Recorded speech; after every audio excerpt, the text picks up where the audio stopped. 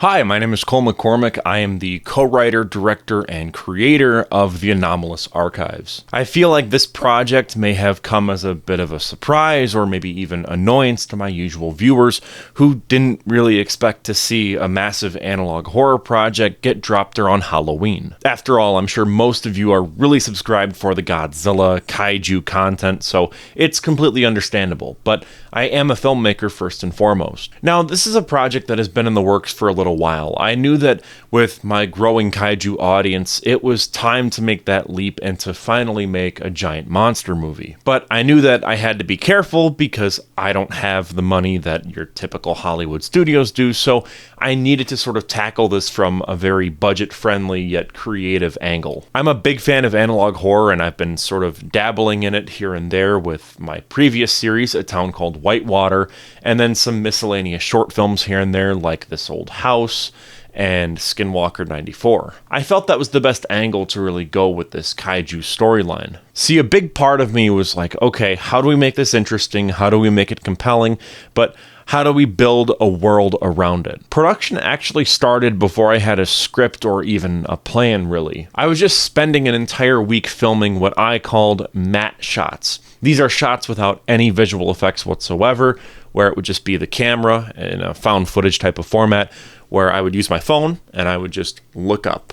And from there, I would add in a giant monster and go from there, add in all the VHS effects, see what I could do, see what worked best. And I had a ton of these. In fact, if you followed the Firewood Media Instagram page, then you might have seen them posted as stories. Shameless plug, by the way, if you do want to know what's coming up on the channel, then follow the Instagram. I had this idea of this Leviathan that lived, at first it was Lake Michigan, and that's because I live closer to Michigan than I do Superior. But the more I kind of thought about the world building and how I could tie it into the SS Edmund Fitzgerald, which we'll get into later down the line, I feel like Superior just has more of a horror quality to it when you consider the fact that the water there is so cold that bodies don't really decompose in those waters. So that already we're kind of getting into a story, but this all sort of started with Restricted Zone. And while I was making Restricted Zone, I was kind of coming up with this whole project as well. So one of the things I did with Restricted Zone was I included in the graphic when the protagonist opens up his Geiger counter is that WAMD logo, because I knew that I wanted to connect these two movie projects. And that was sort of the first and only real connection. I wasn't really planning on incorporating it much into the feature film, besides something we'll talk about a bit later down the road. So I made Restricted Zone, and it was a big hit on the channel. It's like, I think my second most viewed short film right now, which is really, really cool. I'm super proud of it. And as soon as I finished that, I just got right into making the Anomalous Archives. The main thing I wanted to do with this project was to treat it like a horror anthology movie. Think VHS or Creepshow. That way I could come up with smaller ideas and then sort of compile them all into one big project. The goal was to essentially create a bunch of original sort of like cryptids that all live in Wisconsin that are being tracked by this WAMD organization. The first one I came up with was the Midnight Man of Milwaukee. And with this one, I wanted to keep it very urban. I wanted it to be a city-centric monster. So much of like Midwest horror is centered around just like the rural areas. You know, there's monsters in the woods or what have you. And I feel like in a rare case, the city does not get enough attention. So I figured, let's do that here. There's a psychological effect that always fascinated me, and it's called the bystander effect. The bystander effect is where if you're in a city or there's just a group of people around and you witness like a murder, you are less likely to intervene because you'll think, oh, that person over there will do it instead. And as a result, no one helps. So I really wanted to kind of play off of that and create a monster centered around the bystander effect. The Midnight Man of Milwaukee was once a normal person who was murdered in an alleyway and no one helped him despite pretty much everyone hearing his screams. Now he haunts the city of Milwaukee, lurking in alleyways and waiting for someone who he deems, through kind of like a Ghost Rider type thing where he can like read your consciousness, he waits for a person to come by that he knows would not help him in that alleyway, and he kills him. he's sort of just like a spirit of pure vengeance, and that's really the direction that I wanted to take this in. I also didn't want to show him. I had this idea early on of actually having an encounter where you would see it on camera, and you would see this mask that I bought at Spirit Halloween that's for the band The Misfits, but I was like, oh, I bet we could repurpose this.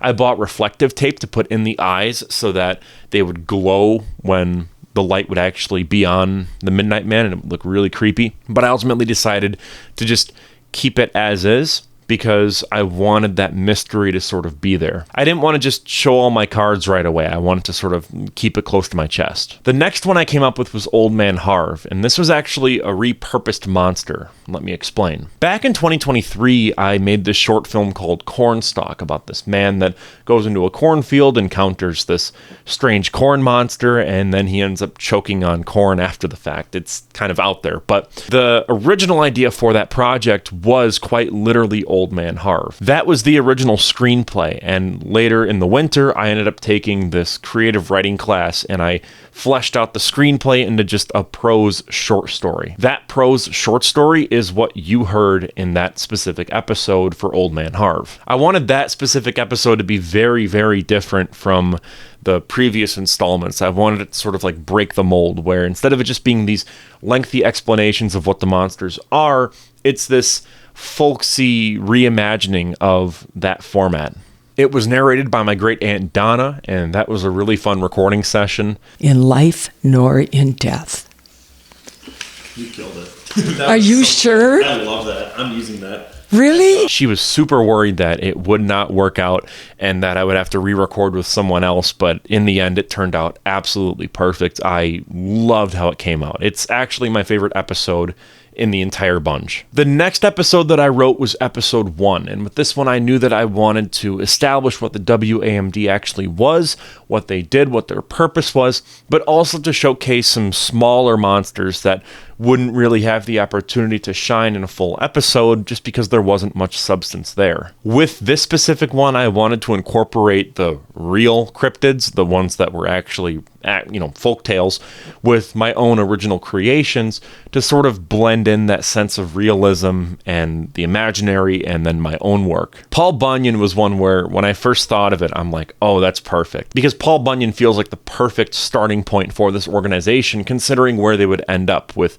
the Dreadmaw in Restricted Zone. Paul Bunyan in this universe is sort of like a giant kaiju, but he doesn't really wreak any havoc. He just chops down trees for lumberjacks, and that's it. One of my original creations was the Beloit Burrower, and with this one, it was heavily based on Ultraman. Specifically Gamera, which is that monster that has that giant frill and can dig underground. Again, I wanted this monster to just sort of be like more of a nuisance, like a horrific nuisance, but, all it does is really just eat neighborhood dogs, and that's about it.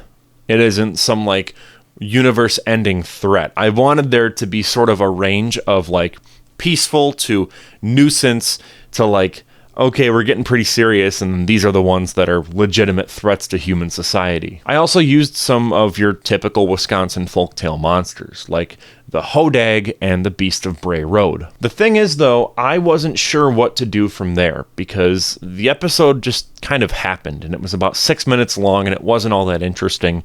So what I ended up deciding to do was, let's tie in my DV short film and feature the Moss Walker, but have it cut out. And then from there, we just feature DV to kind of show that DV is part of this universe very, very loosely, but also just to add into some of the horror and to have a ton of stakes and to show that, yes, these are real monsters that are out there that are going after people, and it sort of adds a level of like authenticity to the actual tape. It's also the first time that the Moss Walker has sort of reappeared in a movie of mine. And on top of that, it's the first time that the Moss Walker has actually been called the Moss Walker. Before that, it was just like not really called anything, and the characters were more focused on surviving. So it's cool to kind of legitimize it in that specific way. Now I'll talk a little bit about episode 5, which is the Lake Superior Leviathan, in a little bit. But I want to talk about my partnership with Joe, because with Joe, I was sort of stumped. I was like, man, I don't know what to do. I have all these ideas. I'm not sure how to tie them all together. And most importantly, I don't have a fifth episode. I need this like fifth idea here. So while Joe and I were playing this board game with some friends, it's called Root. It's phenomenal, by the way. Story for another day. Stay on topic. Joe came up with this idea of Bessie, a cow infection that sort of affects the minds of cows and farmers, and the milk is sort of like the root of all that. He came up with all of this lore for Bessie, and it was honestly insane with how detailed it was. The way that episode was made, he came up with all the ideas, all the story beats and everything like that, and then I just turned it into something that I could reasonably make in the analog horror format. And frankly, it's disgusting, but it totally works with what he was going for, and I love that episode so much. Finally, the fifth episode, Lake Superior Leviathan, was one that I really struggled with. I knew that I wanted it to have this Lovecraft vibe, but I didn't know how I wanted to tackle that. And on top of that, too, I knew that I could really only show it once in the movie, because of my limited animation skills with VFX and Blender and After Effects and all that. See, at this point, I had finished all prior episodes, so I had an idea of how the structure of all of them would go. So I figured, let's start out with an interview with an actual witness of the monster and then go from there. So I had my buddy TJ come in, record his lines, and he absolutely killed it. It was like he read my mind with how it was spoken when I was like writing it, like the voice in my head of the way that those lines were being delivered. It's like he just did it perfectly with very little direction. It was insane. A lot of people picked this up, and I think it's cool that a lot of people did. I included this little nod to Eiji Tsuburaya, the special effects director behind Godzilla and Ultraman. And in Lake Superior Leviathan, the name of the ship that the Leviathan sinks in that witness testimony is the SS Tsuburaya. Kind of tongue-in-cheek, kind of dumb, I don't know, but I just wanted to throw something in there because his films and TV shows have inspired me over the years, so why not? One aspect of that specific episode that I knew I had to nail was the Edmund Fitzgerald. I came up with that very, very late at night, and I was like, oh, this could be so cool if I pull it off, because it's blending, fiction with reality, and I knew that I had to do it right because it had so much potential. And I feel like I nailed it pretty well. I do wish that we could have gotten more of a battle scene with the Edmund Fitzgerald and the Leviathan, but maybe in the future we'll get that. I just am so fascinated by the Edmund Fitzgerald that I was like, I want to include it because it feels so cool. And like, it was one of those where I looked it up at first to see if anyone else had done that. And then when I realized no one had, I was just giddy. I was like a little kid, just so happy and excited. I knew that I needed to have it actually in the short film, and I didn't really know how to do it at first. I was trying this method of animating a still image of the Edmund Fitzgerald, but it just didn't really work out the way that I wanted it to. It looked very flat and one-dimensional, so I ended up going on CG Trader, and I found this really, really good model of the Edmund Fitzgerald for only like $25, and I bought it. That really elevated it because it allowed me to actually animate the boat, and I could have it rock back and forth like this, and you could really tell that it was a three-dimensional thing that was in the image, rather than just a picture. The Leviathan itself went through so many different redesigns and all that stuff. Basically, it started out looking very, very similar to King Ghidorah from Godzilla, and I didn't really like that. I just felt that it was too Eastern, it was too Japanese, and it wasn't suitable for something that was set in Wisconsin. It was too inspired by Godzilla and Japanese folklore that I didn't want to have to like draw those comparisons, and I wanted something that felt more Wisconsin, more Midwest. So I went back to the drawing board and I completely mutilated the model, and what I came up with I think is pretty terrifying. The idea is that this is a monster that lives deep, deep, deep in the lake, and so it would look pretty disfigured from all that pressure. I wanted skin flaps that were like ripped open, and I wanted that tongue to look super long. And on top of that too, I had commissioned a bunch of sketches from this very talented artist. You can check him out right here. I'll include the link in the description if you want to go hire him on Fiverr. But his work was phenomenal, and the problem was I wasn't sure exactly how to model what I made into his sketch. since the sketch came first. So I decided let's just keep the monster at a distance and we won't really go too into the details. The money shot took forever to figure out what I wanted to do. I had one idea where we wouldn't really even see the water and it would just be this like pan up shot and then you would just see the monster there already. But I ended up just deciding, you know what, let's just make a day trip out of Lake Michigan. We'll drive down there, get some videos and have some fun along the way. And that's what we did. I'm super proud of how that shot turned out. The one thing I do kind of regret is adding that sort of green glow to the Edmund Fitzgerald because it just felt too cartoony to me. I would have liked something a little bit more transparent, but I needed to sell that it was a ghost ship rather than an actual ship that was just very, very far away. One of the hardest parts of this entire series, though, was making the feature film cut. Instead of just compiling every episode together, one after the other, and then calling it a day, I wanted to turn this into a feature film with all new edits for each episode. In retrospect, this was something that was way too ambitious and pretty stupid on my part, but I think it worked out pretty well. I was already cutting it way too close with all of the deadlines. The Leviathan episode was literally finished like 3 hours before it was made public on YouTube. And with this, the feature film cut, I had like 3 days max to make the entire thing. So I had this idea of an intern going into the WAMD with the organization sort of being on its last legs, and they would meet with the interrogator character from Restricted Zone, and they would be told, okay, here's a bunch of tapes, watch them, and then destroy them after the fact, but we need like written notice of like what all these tapes had on them. And that was sort of the idea, but I knew that that was a bit more ambitious than I could really handle, and I needed something smaller. I knew also that I wanted to tie it in with Restricted Zone to some degree. So I called up my buddy Jesse, who played James Webb, the protagonist of Restricted Zone, and said, hey, do you want to be in the feature film version of this? And he agreed. So that's what happened. We did not have a script. He just showed up. I had the box of VHS tapes and I said, let's try to do what we can with this. And that's what happened. It was one of the messiest shoots that I've ever had in terms of organization. I would never do that again. It was really not fun because the whole time I was just sleep deprived and trying to rack my brain of, okay, we have to do a medium shot, a close-up, and a wide, and then we got to get this, and we got to do that for coverage, and it just was so much work. The idea for it to sort of be like a post-funeral, like this is his inheritance, is this box of old VHS tapes, was something that kind of came a little bit late into production, but I think we managed to make it work.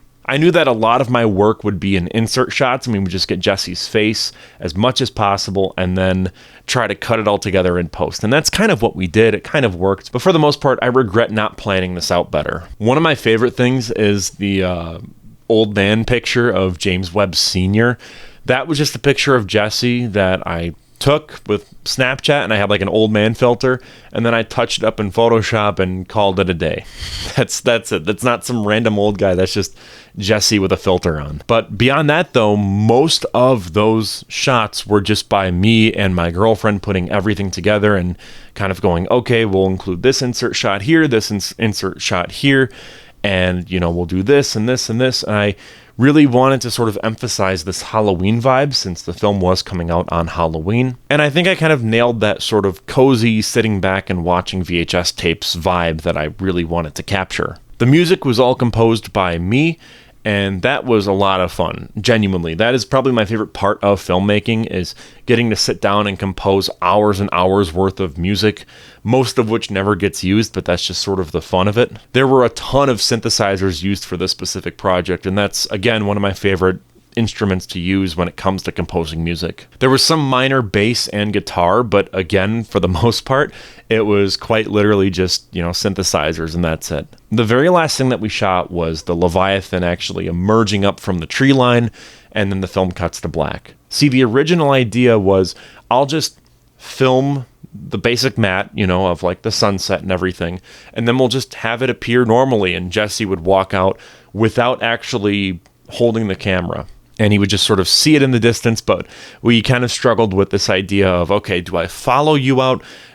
Do I go in front of you with the camera and then have you kind of walk out like this?